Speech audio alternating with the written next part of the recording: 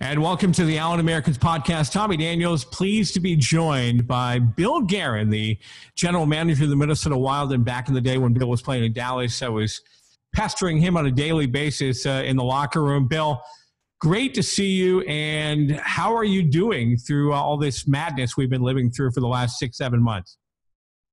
I'm doing well, man. It's good to see you again. I think pestering was the right word. No, it was always good to see you. But, hey, we're doing great. My family's doing well. We've gotten through this, knock on wood, healthy. And we've been spending a lot of time at our place down at the Jersey Shore. I came back to Minnesota this week to kind of just start getting ready for our summer hockey. And, it feels good to be busy again.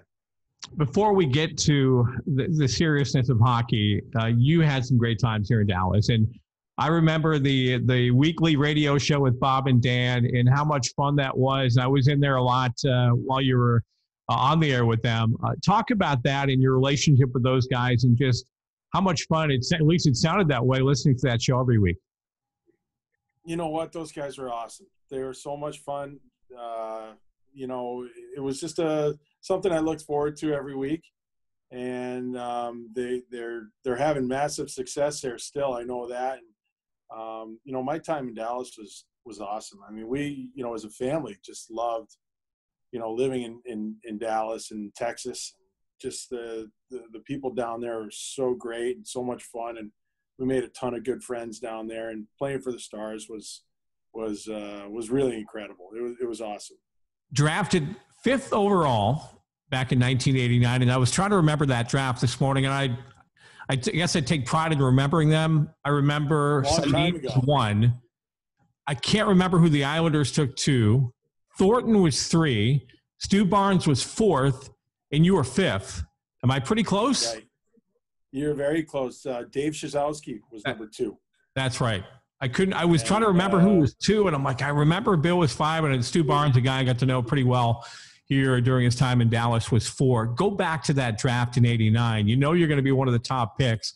What are you thinking going into that? Just a young kid just ready to play in the NHL. Yeah, I mean, I think I was pretty naive. I didn't realize, how close I actually was to the NHL. And kids from my area, from Western Mass, I mean, it's a big hockey community, but nobody got drafted in the first round. Nobody got drafted. I mean, it just didn't really happen all that often. So it was all new to me too. But, luckily I had a mentor, coach named Guerin, who was originally from Montreal and settled in Springfield. And he kind of enlightened me on everything that was going on and how big this was, and kind of brought me through and kind of groomed me and prepared me for it. So I was really lucky to have him.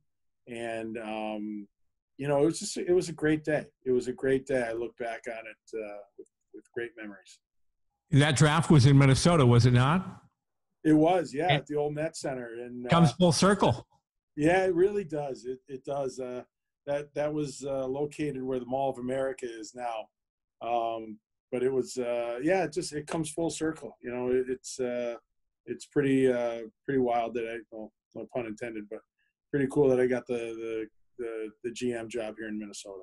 And you know what? Let's talk about your time in Pittsburgh too, because obviously you really got your feet wet there and spent a lot of time with Wilkes-Barre, Scranton, learning at the minor league level. How much did that help you to get you where you are today?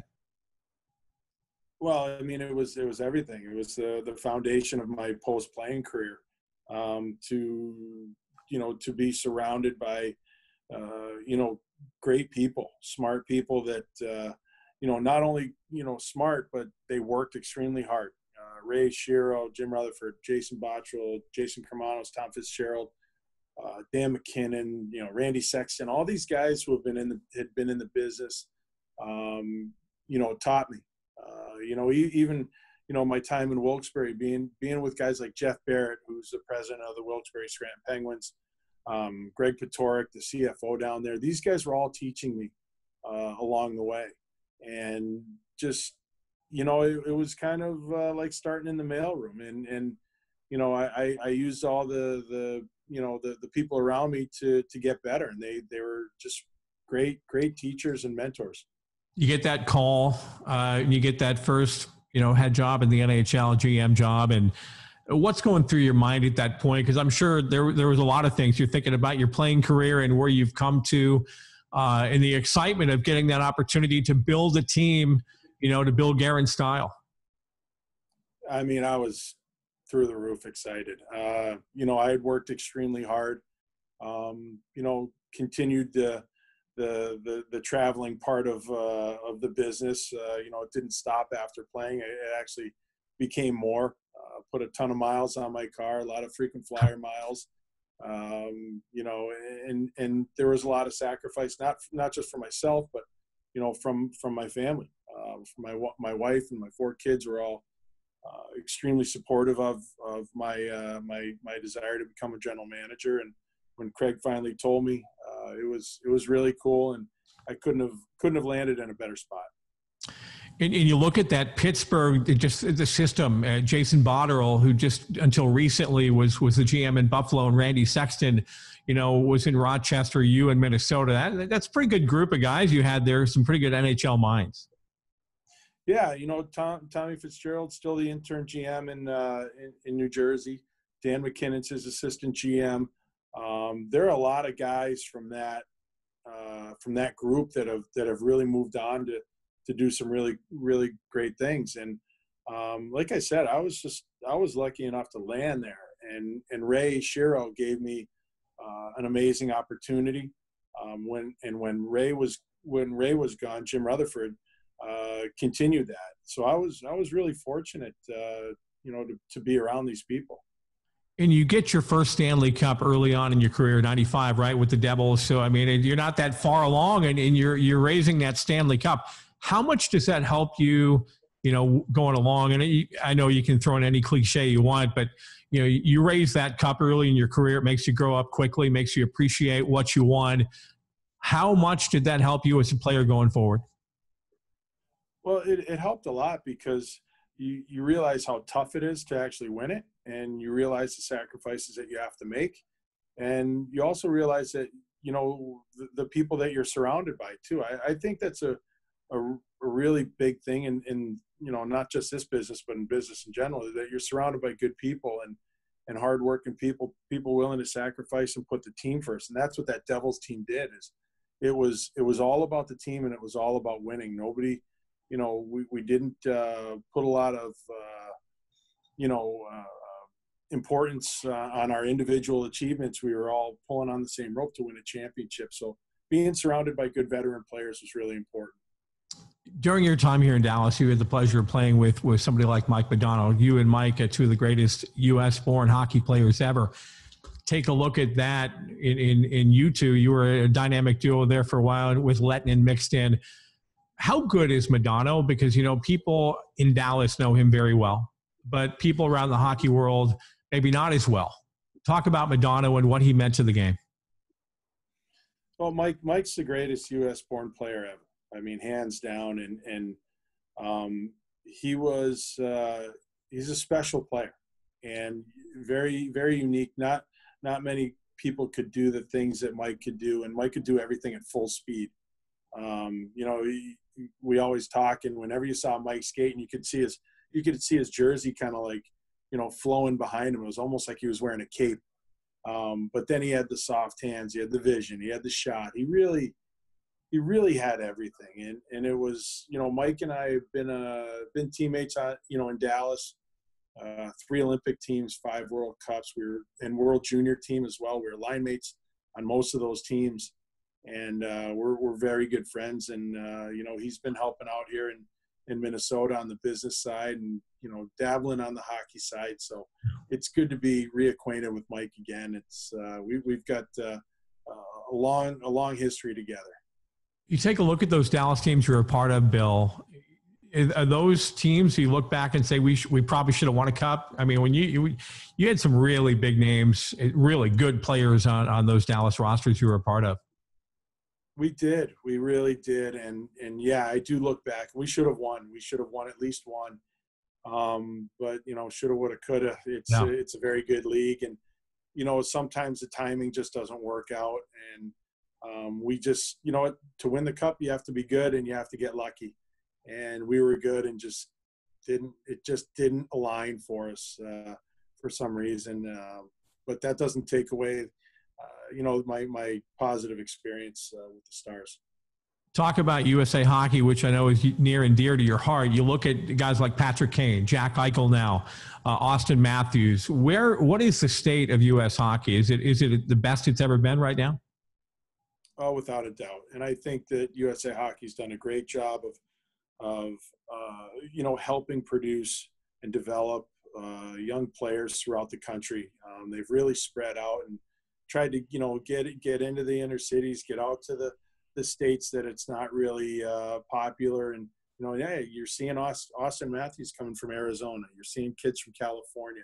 You're seeing kids from all over the map now. And I think USA Hockey deserves a lot of credit. And I just think it's a great thing to see. And I hope it keeps getting better and better. And I believe it will. I know you have a lot to do with the business at hand here with Minnesota and Iowa, but how much do you get a chance to look at Allen at all during the year? And obviously, we had Derek Barabo last year and Allen for quite a bit of the season. Do you get a chance to peek at what we're doing at all? Yeah, absolutely. Tom Curvers is the GM of that team, and he's in constant contact with Steve Martinson. And I touch base with Steve every once in a while on calls with Tom. But we definitely follow. I mean, it's an important piece of our puzzle because it just creates depth in our entire organization. And it's kind of the way I viewed Wheeling when I was in Pittsburgh. It's a three-piece system that we need to make sure that we're using everybody appropriately, and it's all extremely important, and Allen's a big part of that for us. Between you and Tom, do you have a plan coming in saying we want to have X amount of players in Allen? Does it depend on the season, or how does that all work? Well, no, we want to supply Allen with good players, and right now it's not a X number of guys. It's what do we need? What do we need to be successful down there? How can we help? How can we help Marty? Have the best team possible down there with creating depth for call-ups to Iowa. And the thing is too is that we have to use it properly, because you never know what's going to come out of there. I mean, we could find a diamond in the rough that sure. Makes its way all the way up. So like I said, it's an important piece to our puzzle.